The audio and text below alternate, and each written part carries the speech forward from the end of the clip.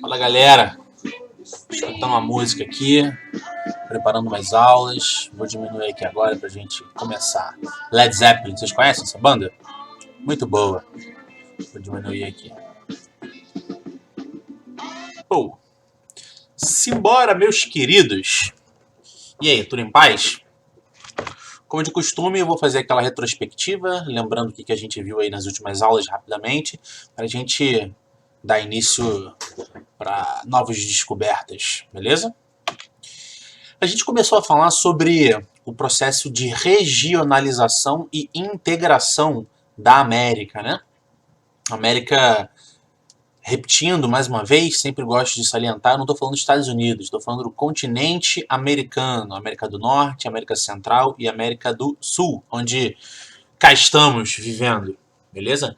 Aí a primeira coisa a gente falou o que era regionalizar, né? A gente falou que regionalizar era dividir ou classificar o espaço geográfico a partir de determinados critérios que a gente escolha previamente. Né? Aí a gente deu o exemplo de regionalizar a sala de aula por altura das pessoas, por tipo de cabelo, enfim, cor dos olhos, enfim. A gente pode criar o critério de divisão para a gente regionalizar algum espaço, algum grupo de pessoas, enfim. E uma coisa mais importante que eu coloquei aqui, que o primeiro passo para criar uma região é definir os critérios previamente, beleza? Isso aí a gente já viu. Aí a gente começou a falar sobre a população nativa e a população, os dominadores invasores que chegaram aqui na América, beleza? A gente falou que a América começou a ser invadida aí no século XVI, que aí era habitada habitada por povos tradicionais e foi invadida pelos europeus, né? E que de forma muito acelerada essas culturas nativas elas foram sendo substituídas aí por um modo de vida europeu, né? E começou a falar sobre a divisão, a regionalização entre a América Latina e a América Anglo-Saxônica. A gente explicou o que era a América Latina, quais eram os critérios utilizados para se regionalizar a América Latina, os critérios utilizados para se regionalizar e se criar a chamada América Anglo-Saxônica. E a gente começou e terminou, né, a explicação falando um pouco dos motivos desses diferentes níveis de desenvolvimento econômico e social na América, beleza? A gente falou da América desenvolvida, da América em desenvolvimento, e a gente falou também relacionando isso com as colônias de povoamento e as colônias de exploração. Beleza? A gente até passou uma atividade aí para ser feita explicando um pouco desses diferentes níveis de desenvolvimento e pedindo uma explicação para isso, né? E obviamente a gente teria que dar essa explicação falando das origens, né? Desses diferentes tipos de colonização, de povoamento e exploração. Beleza? A partir daqui já são novos descobrimentos, já é uma matéria nova, uma nova jornada para gente, beleza? Mais um tipo de regionalização, de divisão aqui das Américas, são os chamados países desenvolvidos, países emergentes e países subdesenvolvidos, né? Os países emergentes, eles também são chamados de países em desenvolvimento, né? Tem os subdesenvolvidos, que tem um grau de industrialização, um grau econômico mais inferior, tem os em desenvolvimento e tem os desenvolvidos, né? Como toda regionalização, como toda divisão, a gente adota critérios para fazer isso.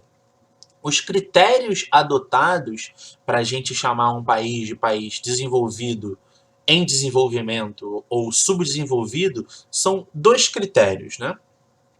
O primeiro deles é o PIB e o segundo é o IDH. O que é o PIB? PIB quer dizer...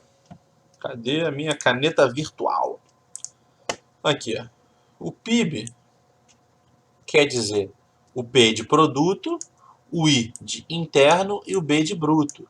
Então é o produto interno bruto. O que é produto interno bruto? É a soma de todas as riquezas produzidas no país, né?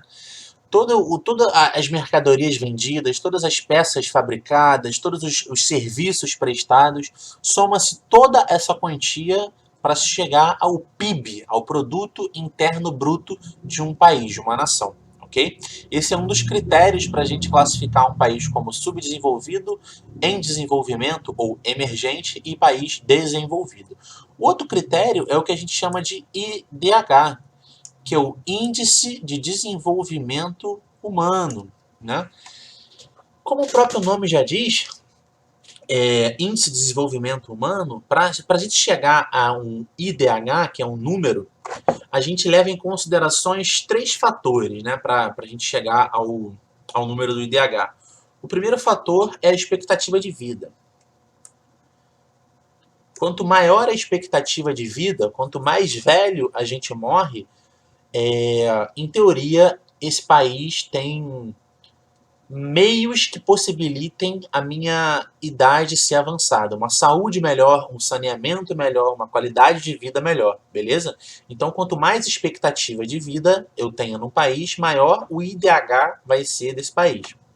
Outro fator para a gente se calcular o IDH é o índice de educação. Quanto mais a população for escolarizada, quanto mais essa população tiver ensino fundamental, ensino médio, ensino superior, pós-graduação, quanto maior for o índice de escolarização e educação dessa população, maior é o IDH dessa nação, desse país. E outro fator é o índice de renda. Quanto maior for o salário dessa população, maior é o IDH. E para a gente se calcular o IDH, a gente não precisa fazer isso, nem eu sei fazer isso, não é a minha área, não é a área de vocês não precisam saber calcular o IDH de um país, tem pessoas que estudam a vida inteira para se calcular o IDH de um país, mas a gente tem que saber somente isso, né? Que o IDH é um critério usado para classificação de países, ok?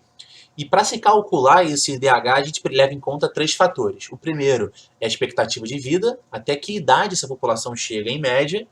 O índice de educação, o quão educada no sentido de escolarizada é essa população e qual é o índice de renda que tem essa população. Qual grande ou qual pequeno é o salário dessas pessoas que moram nesses países. Beleza? Através desses 2 fatores aí do PIB, que é o Produto Interno Bruto, e o IDH, a gente consegue classificar países em desenvolvidos, emergentes ou subdesenvolvidos, né? Então aqui, eu coloquei esses quadrinhos aqui, fazendo um esqueminha simples, falando aqui os países desenvolvidos, né? Os que têm mais evidência em níveis de desenvolvimento aqui na América, o Canadá e os Estados Unidos, né, eles se destacam nesse ponto de vista econômico, social e desenvolvimento de tecnologias modernas. E países emergentes que estão em estágio de desenvolvimento, os que mais se destacam são o México, a Argentina e o Brasil, né, que são países característicos com uma industrialização tardia. O nosso processo de industrialização foi meio que, entre aspas, atrasado em comparação aos países desenvolvidos, ok? E os países subdesenvolvidos, né? Que nesse grupo de países subdesenvolvidos a gente não tem como colocar todos eles dentro do mesmo balaio, dentro do mesmo saco, porque são diferentes tipos de economia que cada país dentro desse grupo de subdesenvolvidos eles produzem, eles têm, né?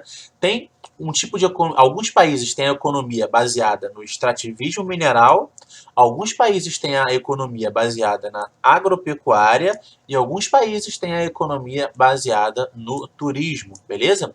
Todos eles são classificados, né, como países subdesenvolvidos, só que eles não têm o mesmo tipo de atividade econômica, ok?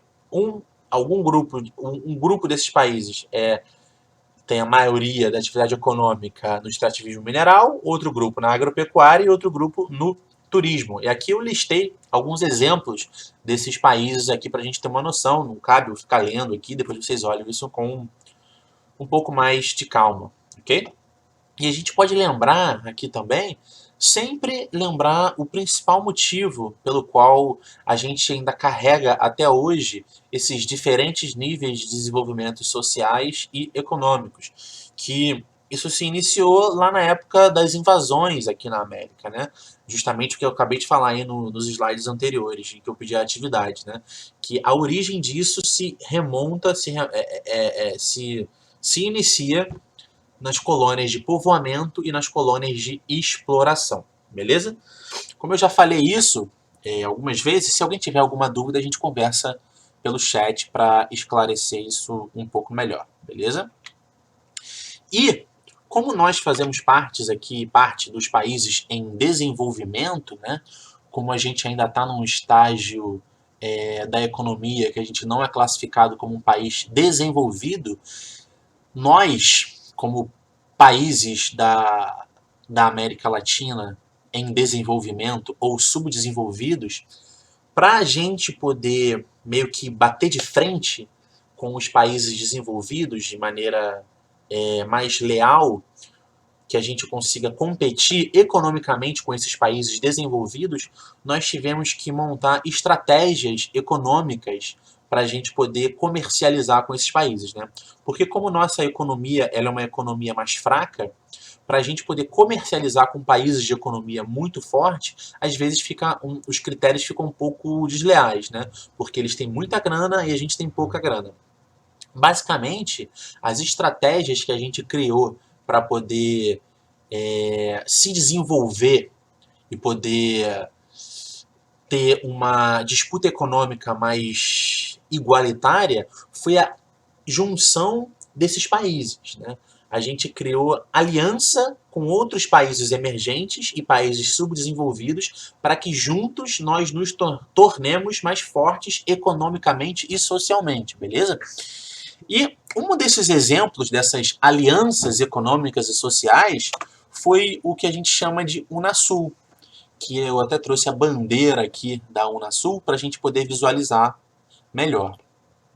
E a Unasul, olha, ela foi criada a fim de fortalecer as relações econômicas e sociais da América do Sul, né? Foi criado o Unasul, né, que é a União das Nações Sul-Americanas, beleza? E aqui no dia 8 de dezembro de 2004, na cidade de Cusco, no Peru, ocorreu a terceira reunião de presidentes da América do Sul, e nessa reunião foi tratado quais seriam os acordos permitidos entre esses países que faziam parte da Unasul, e foram assinados acordos para que a gente conseguisse se unir e poder ficar um estágio econômico mais desenvolvido para a gente conseguir competir com esses países já desenvolvidos, beleza? E nesse evento aqui lá em Cusco, no Peru, em 2004, foi assinada a Declaração de Cusco, né? Que justamente foi esse documento pelo qual foi criada a Comunidade Sul-Americana de Nações, a CSN.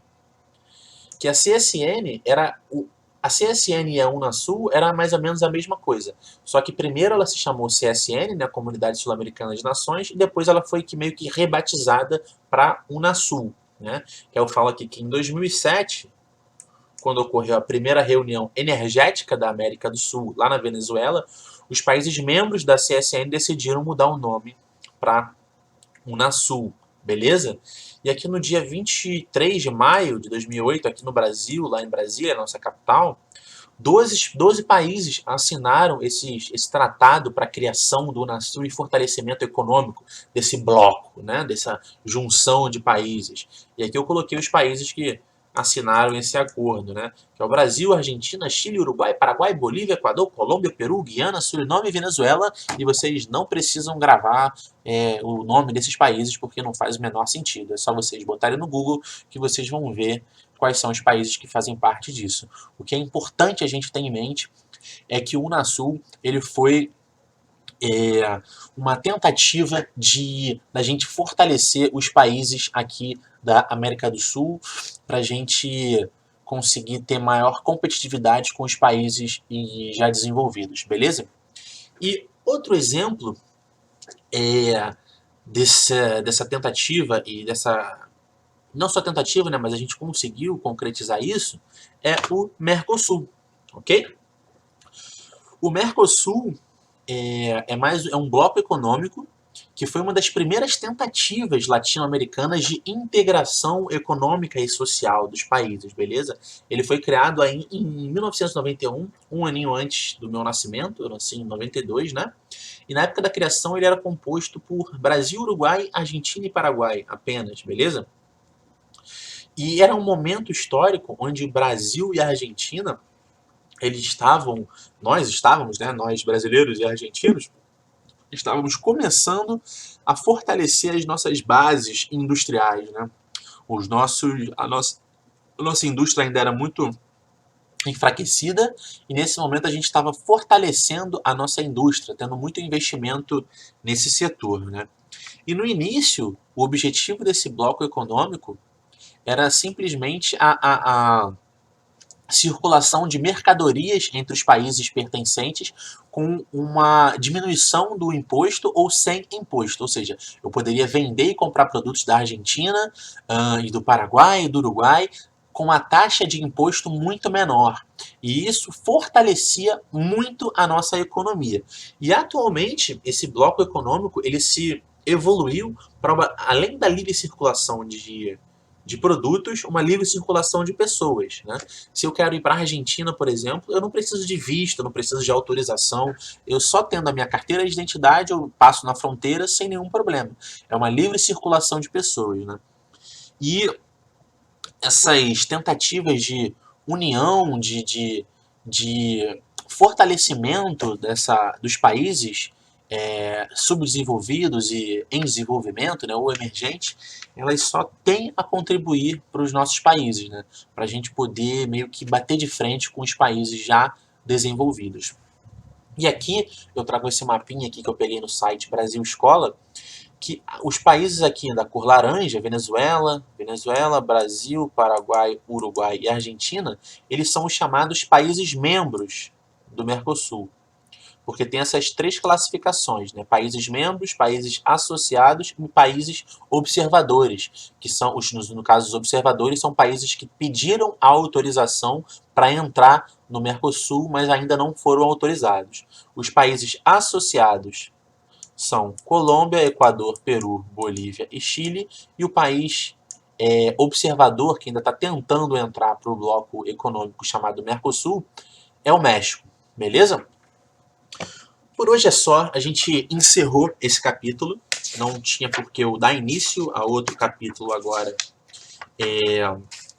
para a gente não ficar com a matéria muito corrida, a gente está com a matéria em dia.